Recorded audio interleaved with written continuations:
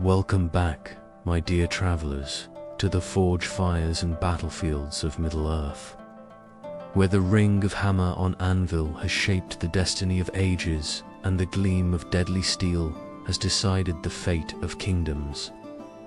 Tonight, we turn our gaze to the weapons that have carved their names into legend, not merely tools of war, but instruments of such terrible power that their very mention could turn the tide of battle and send armies fleeing into the night. Here, in the shadows cast by blade and mace, by sword and siege engine, we discover that some weapons are more than mere metal and magic. They are the physical manifestation of will itself, forged not just to kill, but to break hope, to wound souls, and to command the very forces of creation and destruction. But before we continue, I want you, my lovely listeners, to comment down below where you're from and what time it currently is, as the wind whistles through ancient battlefields where these legendary arms once sang their songs of death. We begin our journey through the deadliest weapons ever wielded beneath Middle-earth's skies, each one a tale of power that comes with a price written in blood and shadow.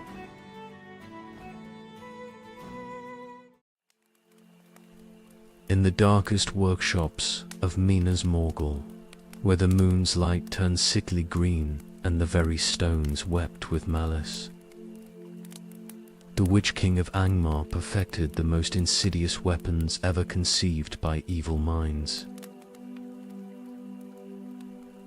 The Morgul blades were not forged for the swift death that honest steel might bring, but for something far more terrible, the slow corruption of the soul itself, the gradual transformation of victim into servant, the stealing of life not through violence, but through a poison that worked its way into the very essence of being. These weapons represented the ultimate perversion of the smith's ancient art, where noble blades, like those of Gondolin, were wrought to preserve life and defend the innocent. The Morgul blades existed solely to corrupt and enslave. Their metal was infused with malice through processes that no decent craftsman would dare attempt. Cooled in waters that had never known sunlight, and tempered with chance that called upon powers older and darker than the foundations of Middle-earth itself. The forging of each blade required sacrifices that went beyond mere material. The Witch King, greatest and most terrible of the 9, bound fragments of his own spiritual corruption into the metal, creating weapons that carried within them a splinter of the endless hunger that drove the Nazgul. When such a blade pierced flesh, it left behind more than a wound. It planted a seed of darkness that would grow and spread until the victim's will was no longer their own. The most infamous of these cursed weapons made its mark upon history on the lonely hilltop of Weathertop, when the Witch King drove its point into the shoulder of Frodo Baggins, ring-bearer and heir to Bilbo's courage. The blade itself was no larger than a long dagger, its surface black as midnight and etched with runes that hurt the eyes to look upon. When it struck, piercing through even the mithril shirt that had turned aside goblin spears and orc swords, it left a wound that defied all natural healing. The insidious power of the Morgul blade worked not through poison as mortal men understood it, but through a corruption that attacked the boundary between body and spirit. From the point of the wound, a deadly chill began to spread through Frodo's veins, carrying with it the same darkness that had long ago claimed the Nine Kings and turned them into servants of the Shadow. Each hour that passed brought the Hobbit closer to becoming a wraith himself, visible only to the Nazgul and bound forever to their will. What made these weapons so particularly dreadful was their patience. Unlike swords that killed in the heat of battle, the Morgul blades were content to work slowly, allowing their victims to feel their humanity slipping away hour by hour, day by day. The process was irreversible once begun, and no earthly medicine could halt its progress. Only the power of Elrond himself, greatest of the healers remaining in Middle-earth, could draw out the splinter of evil before it reached Frodo's heart. The blade that had wounded the ring-bearer met its end in the common room of the prancing pony, where Strider's quick thinking and the cleansing power of fire reduced it to vapor and malice.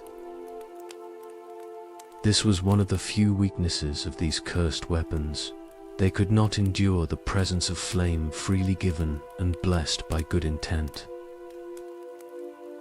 Yet for every blade destroyed, the forgers of Minas Morgul could create others, each one carrying the same terrible promise of slow corruption.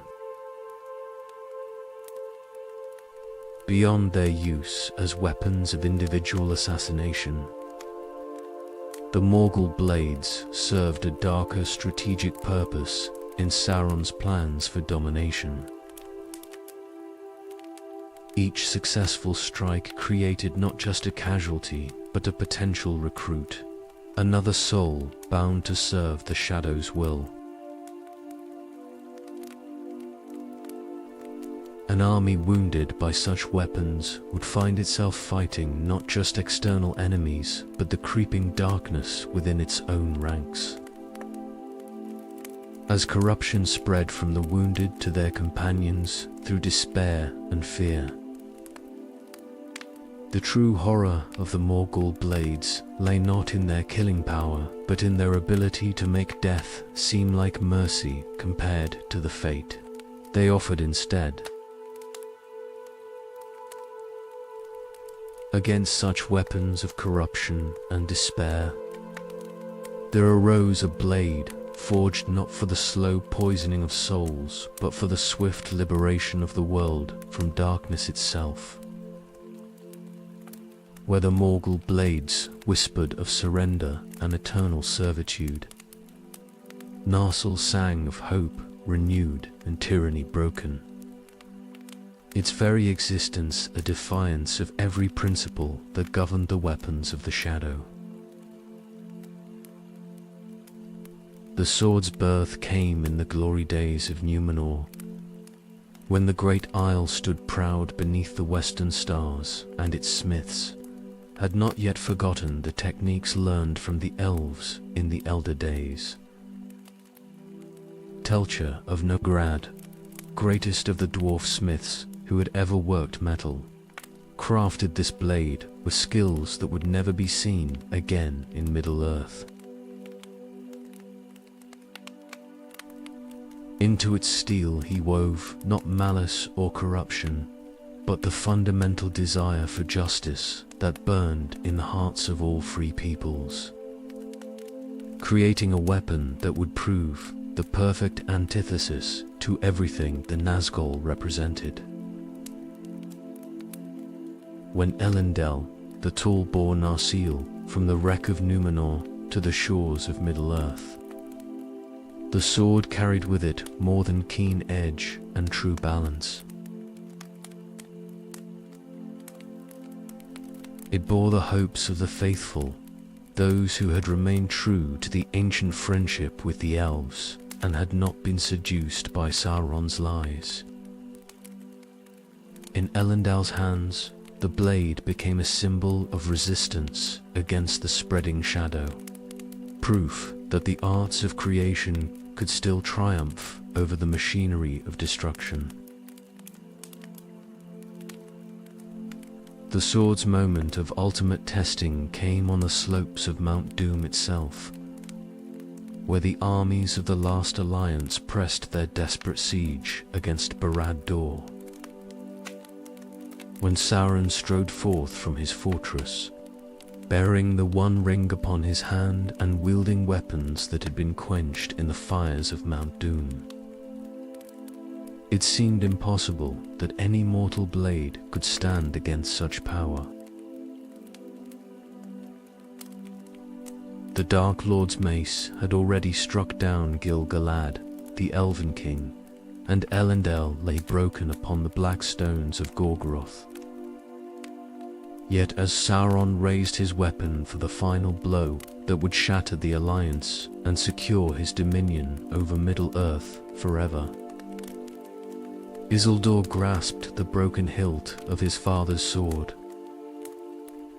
The blade that had seemed destroyed proved to possess a cutting edge that transcended mere physical sharpness. With a stroke that rang like the crack of doom itself, the broken sword carved through the defenses that had turned aside every weapon of elf and man, severing the ring finger and sending the One Ring tumbling across the volcanic stone. In that moment, Narsil achieved what no other weapon in the history of Middle-earth had accomplished. It struck down Sauron himself, not merely his physical form, but the concentration of will and malice that made him a threat to all free peoples.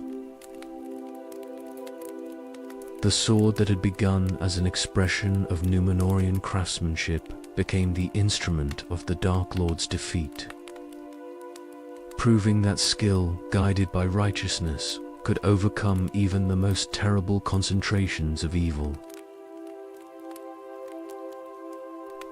Yet the blade's breaking brought with it an irony that would haunt Middle-earth for thousands of years.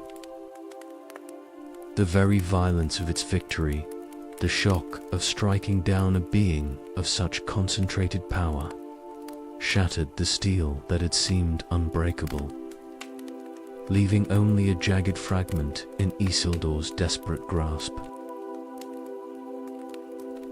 The moment that should have ended the threat of the shadow forever became, instead, the beginning of its long return. As the broken sword could not compel its wielder to complete the task that would have destroyed the ring once and for all,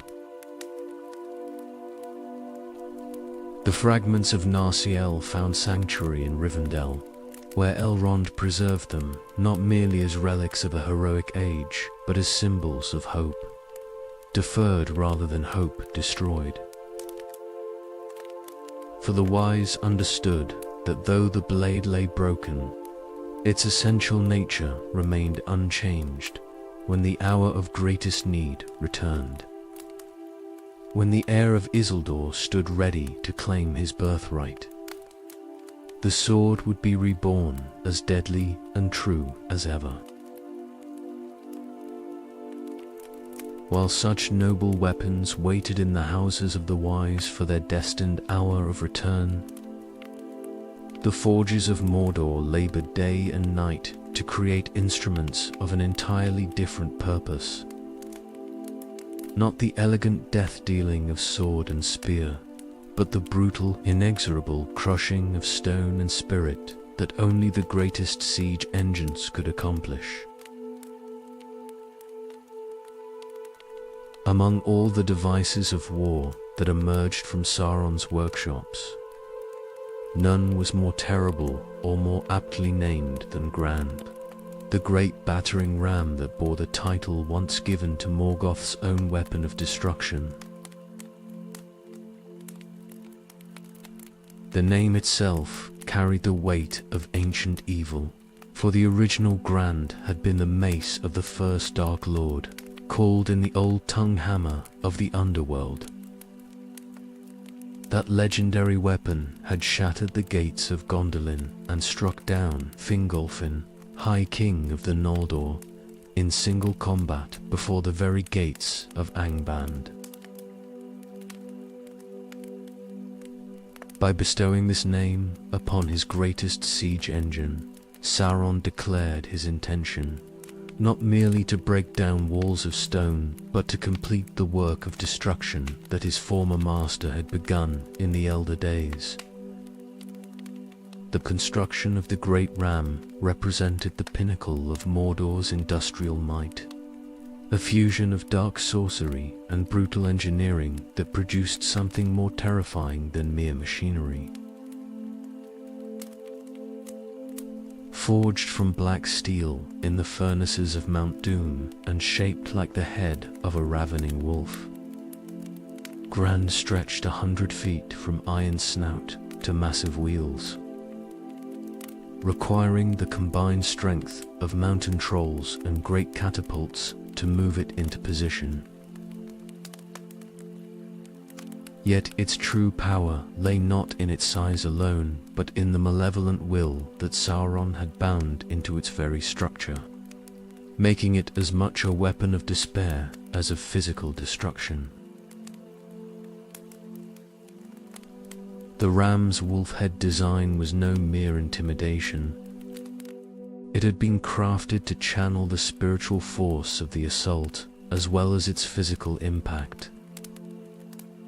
Each blow against the gates of Minas Tirith carried with it not just the crushing weight of metal and momentum, but the accumulated hatred of Mordor's armies.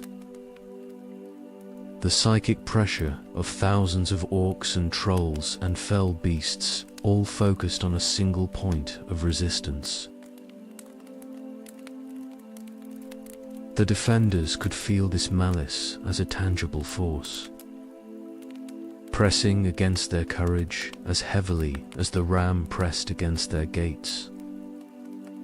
When Grand finally rolled across the Pelennor fields toward the great gate of Minas Tirith, it came accompanied by an orchestra of terror that amplified its psychological impact far beyond what mere siege machinery could achieve. The drums of Mordor beat in rhythm with its approach. Not the martial music that might inspire courage in one's own forces, but a sound calculated to drain hope from the hearts of defenders. Each thunderous note seemed to count down the moments until the supposedly impregnable defenses would finally yield.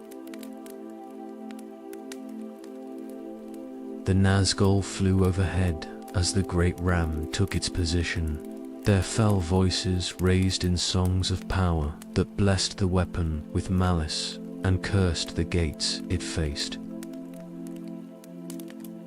Under this combined assault of physical force, dark magic, and psychological warfare, even the ancient strength of Númenórean masonry began to crack and give way. The gates that had stood for centuries, that had turned aside every previous assault, buckled and groaned under repeated blows from an engine designed specifically to break what could not be broken. With each thunderous impact, Grand accomplished more than mere damage to stone and iron. It shattered the faith of Gondor's defenders in their city's invulnerability. The rhythm of its assault became a countdown to despair, each blow bringing the defenders closer to the moment when they would have to face the fact that their strongest defenses had failed.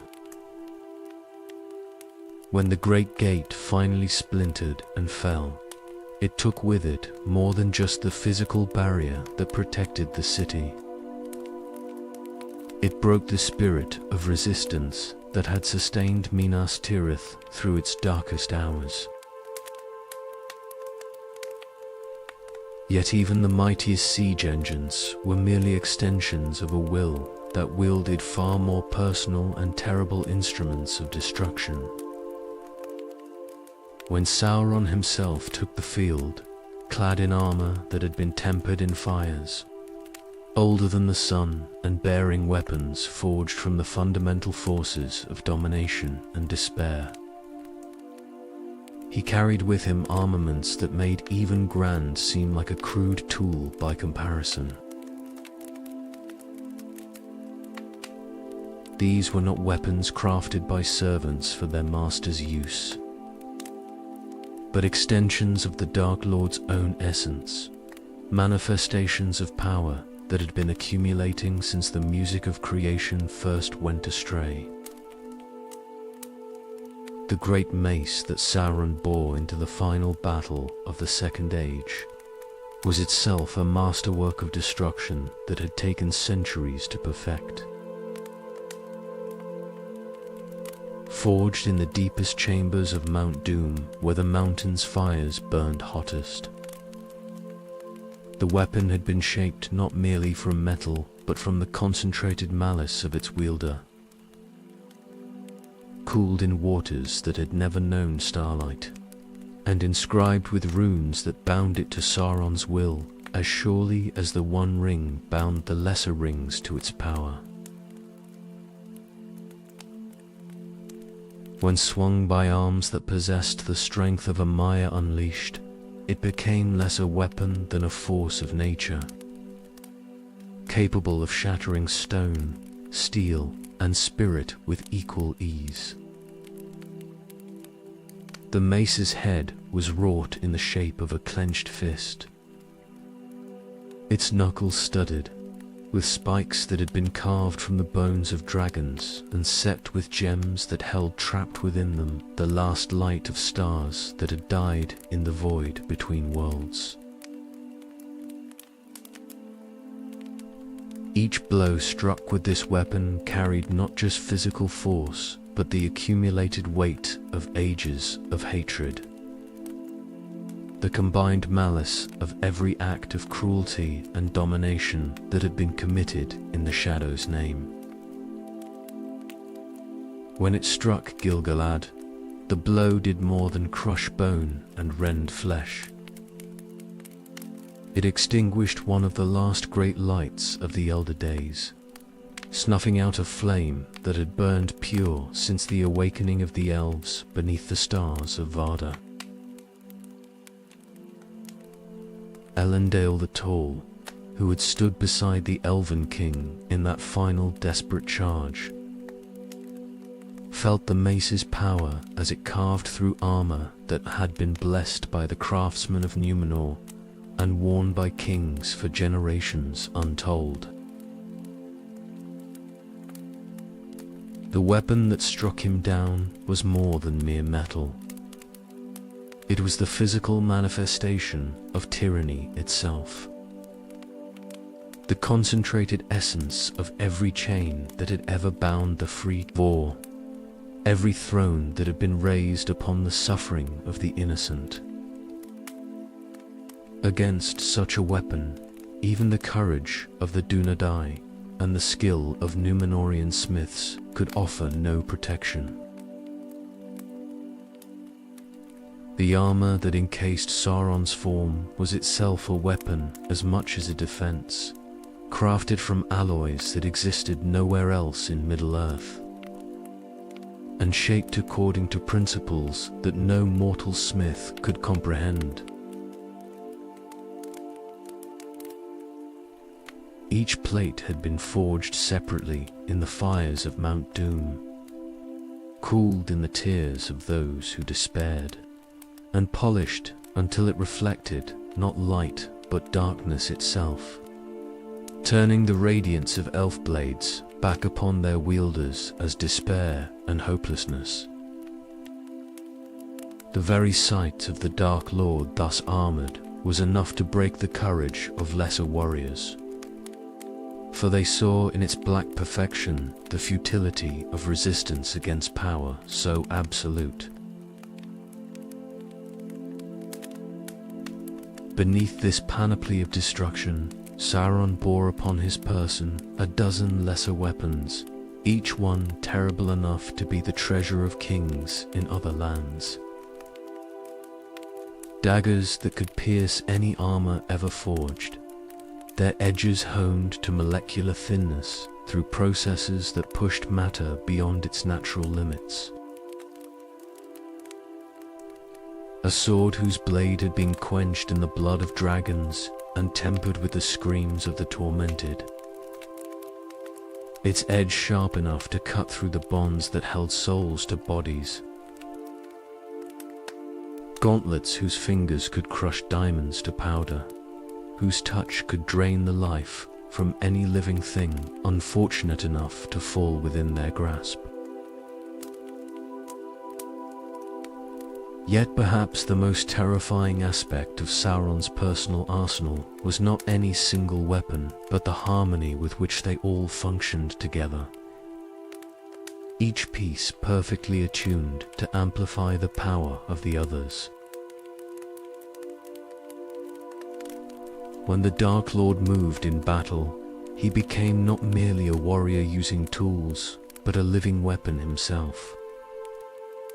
Every gesture calculated for maximum destruction, every step placed to bring his enemies within reach of annihilation. The weapons did not make him deadly, rather, his deadliness found perfect expression through instruments, crafted to channel and focus powers that could remake the very foundations of existence. Against such overwhelming concentrations of malice and destruction, the light of the free peoples might have seemed hopelessly outmatched, yet Middle-earth possessed weapons of its own that carried within their steel the accumulated wisdom and righteousness of ages past. Chief among these was Glamdring, the foe hammer, a blade that had been forged not in the fires of domination but in the workshops of Gondolin, where elvish smiths had learned to bind starlight itself into metal and create weapons that could stand against the very foundations of darkness.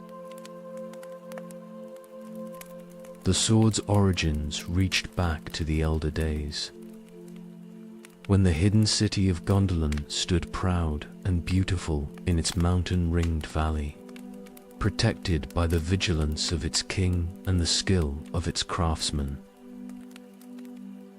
In the armories of Turgon's palace, the greatest swordsmiths of the Noldor had labored to create weapons worthy of the last hope of the Eldar in Middle-earth.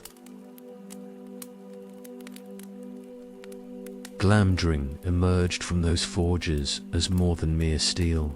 It was a manifestation of the same light that had illuminated the two trees of Valinor, captured and given form through techniques that would be lost forever when the city fell to Morgoth's armies.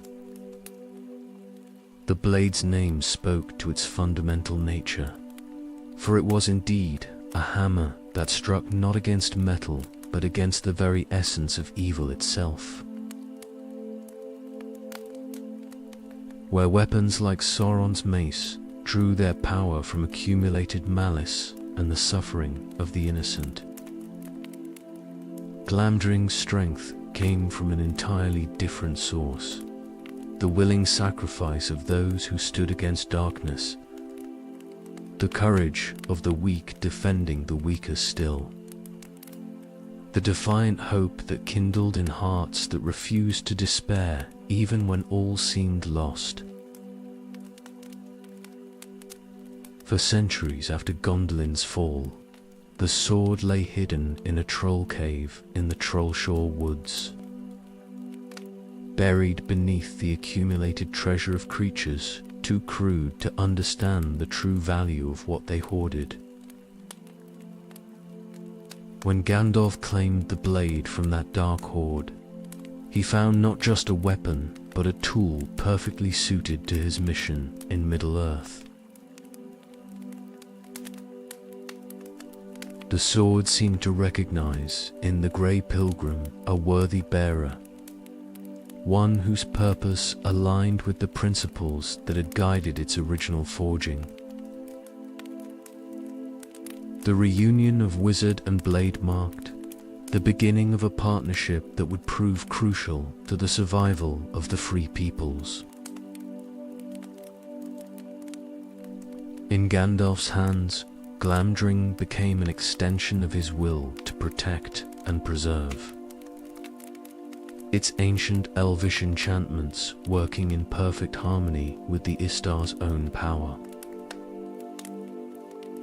The blade's surface would gleam with blue fire when orcs or other creatures of darkness drew near, serving as both warning and promise, warning to evil things that their doom approached, and promise to the innocent that their defender was armed with more than mortal steel.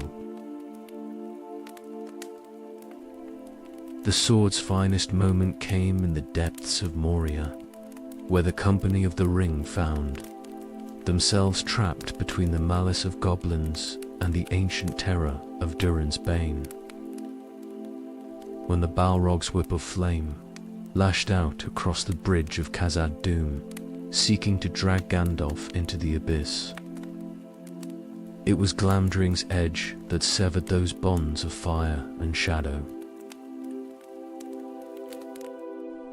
The blade that had been forged to defend Gondolin proved itself capable of striking down weapons wielded by creatures that had served Morgoth himself in the Elder Days. Yet Glamdring's true power lay not in its ability to destroy, but in its capacity to inspire.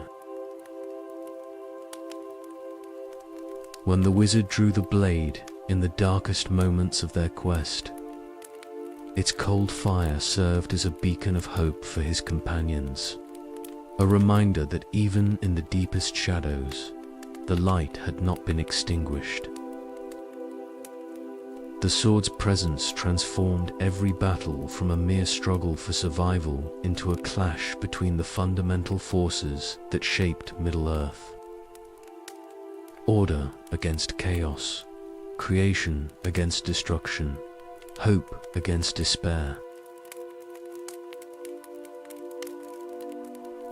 Unlike the weapons of the shadow, which grew stronger through the suffering they caused, Glamdring's power increased with every act of courage it witnessed, every moment of selfless sacrifice it protected, every innocent life it defended from the darkness. The blade seemed to absorb and amplify the nobility of its bearer, becoming not just a tool, but a symbol of everything that the free peoples fought to preserve. When Gandalf returned, as the white Glamdring returned with him, its light burning brighter than ever as it cut through the ranks of orcs at Helm's Deep and Minas Tirith. The sword had become a legend in its own right, proof that some things could not be corrupted, could not be broken, could not be turned to serve the shadow, no matter how dark the hour became.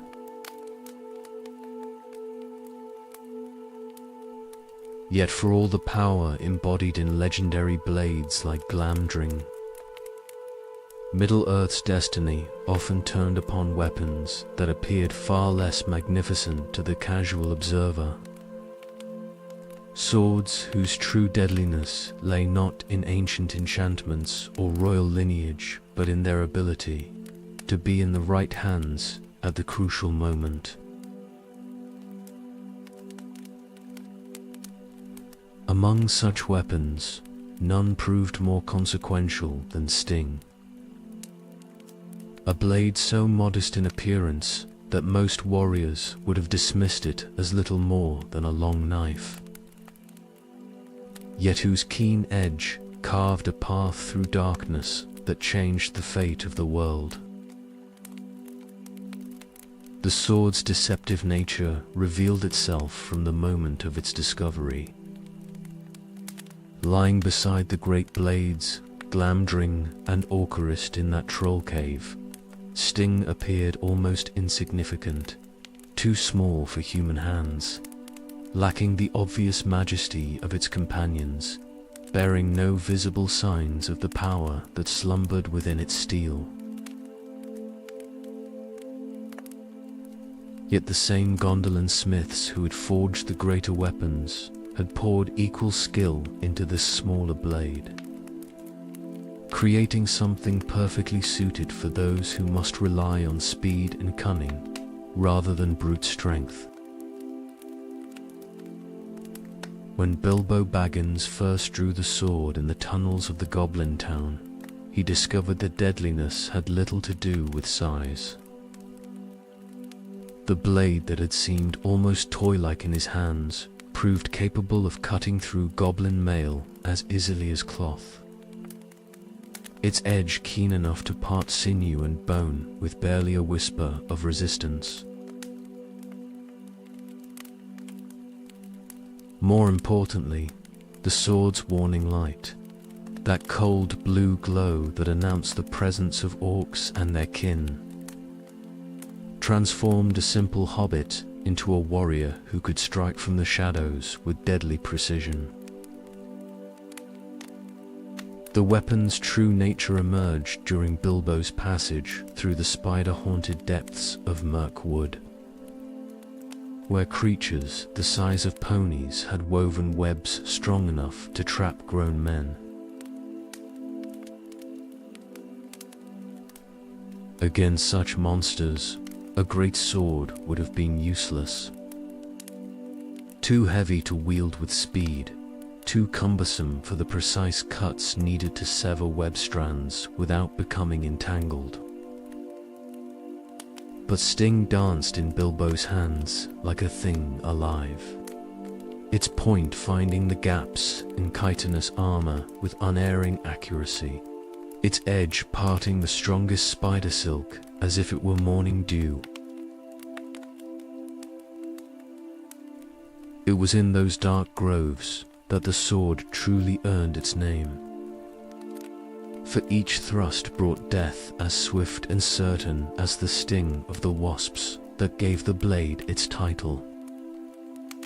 The spiders learned to fear the cold light that preceded their doom, fleeing at the first glimpse of blue fire in the shadows. What had begun as a desperate fight for survival became a rout, as creatures that had terrorized the forest for centuries found themselves outmatched by a hobbit armed with little more than determination and steel that remembered the light of Gondolin. When Sting passed from Bilbo to Frodo, it carried with it more than keen metal. It bore the accumulated experience of every battle fought, every life saved, every moment when hope triumphed over despair through courage rather than strength. In the younger hobbit's hands, the blade continued its work of protecting the innocent, its light serving as beacon and warning throughout the long journey to Mount Doom. The sword's finest hour came not in the hands of its intended bearer, but wielded by Samwise Gamgee, who took up the blade when Frodo lay senseless in the tunnel of Torek Ungol. Against Shelob, the great, most ancient and terrible of the giant spiders, Sam proved that courage could make any weapon deadly enough. The blade that had once seemed too small for serious warfare carved deep wounds in hide that had turned aside the spears of elf lords, its light burning in the ancient spider's eyes like a star of judgment.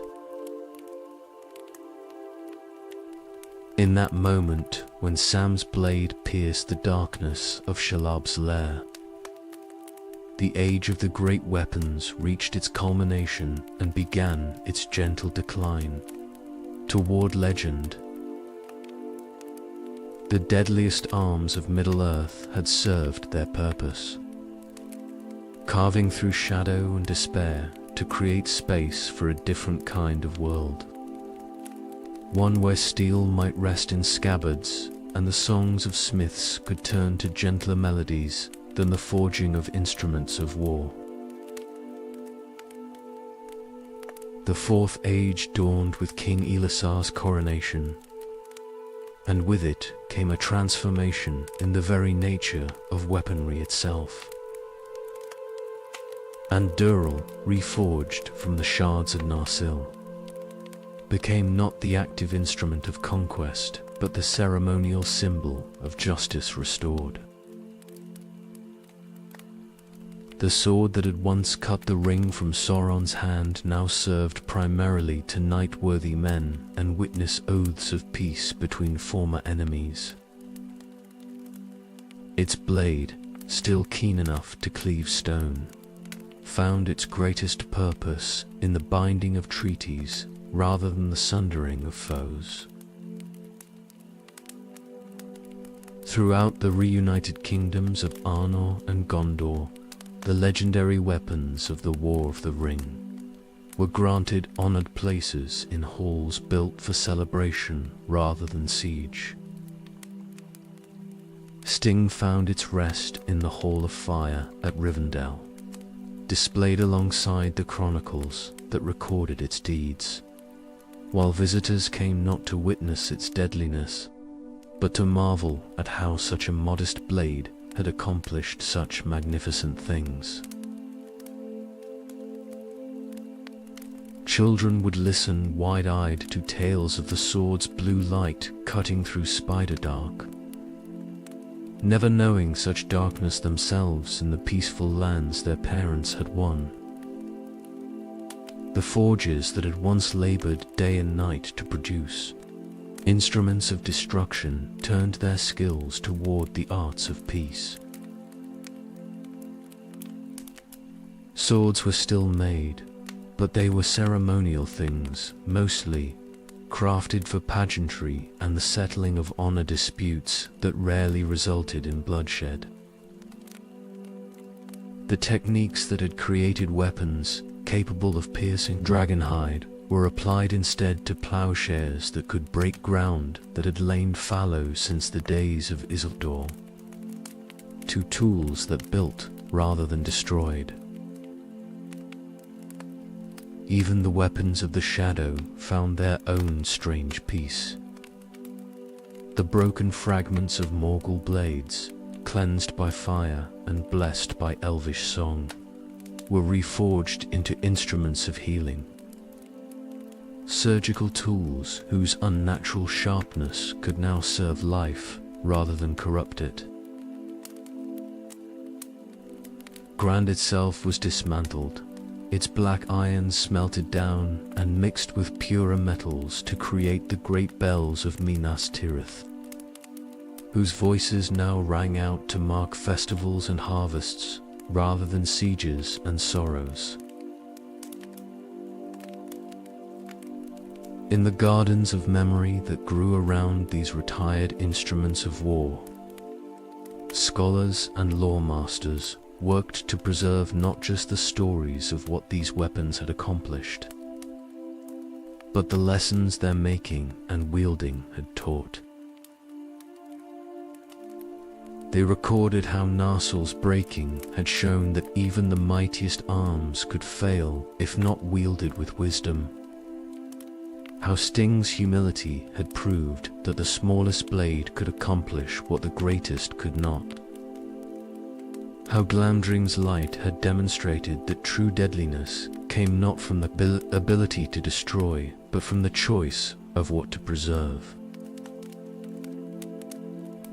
The age of legendary weapons was ending, but their legacy lived on in the peace they had carved from chaos, in the security that allowed swords to gather dust while children played safely in meadows where armies had once bled.